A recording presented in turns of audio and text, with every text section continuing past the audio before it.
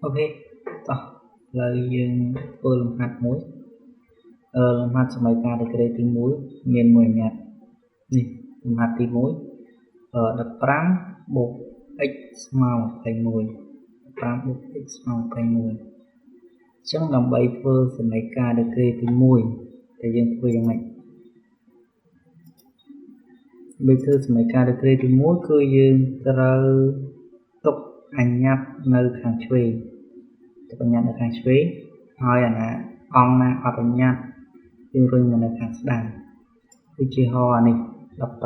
15ចឹង15ហ្នឹងយើងរុញមកនៅនេះខាងនេះវាវិជ្ជមានកាលណារុញឆ្លងកាត់សញ្ញាស្មើនេះវាបដូរទៅជាអវិជ្ជមានឥឡូវចាំមើលយើងធ្វើ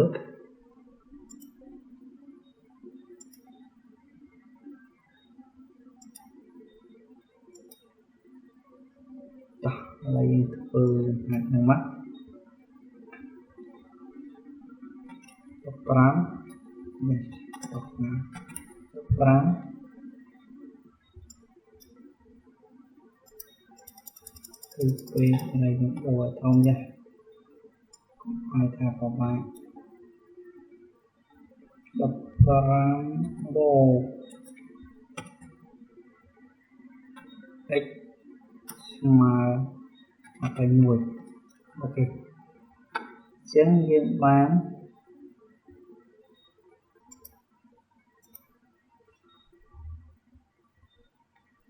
នេះយើងបើនៅតែយើងរួច15អានេះក្នុងការសញ្ញាស្មើអញ្ចឹងអានេះរួច15ចេញមកកាលយើងរុញ15នេះចេញមកនេះ15នេះរុញមកនេះមកចឹងយើងវានៅសល់ x ស្មើ21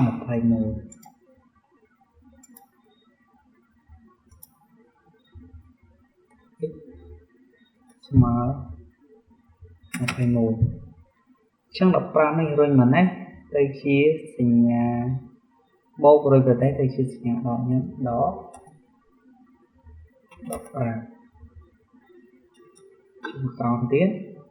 ចឹង x ស្មើប៉ុន្មាន x ស្មើ x ស្មើ21ដក15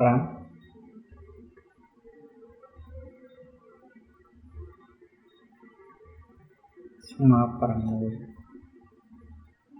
អូខេជាចម្លើយមក6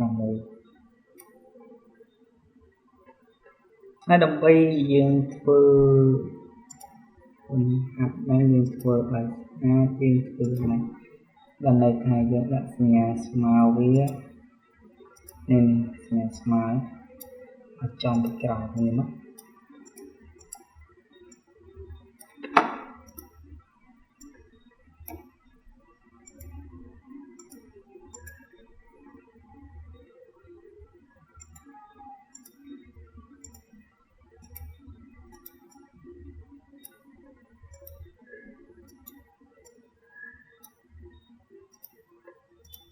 កន្លែងដូរសញ្ញាដាក់ស្មើគ្នាអត់ឃើញ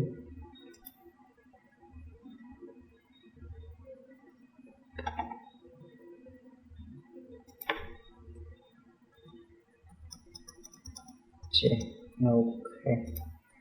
មានប្រើនេះណាអូខេប្រើចាំមក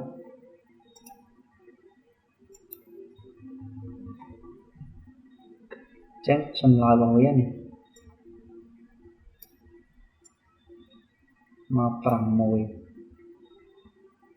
អូខេខ្ញុំហាត់លេខ1យើងដាក់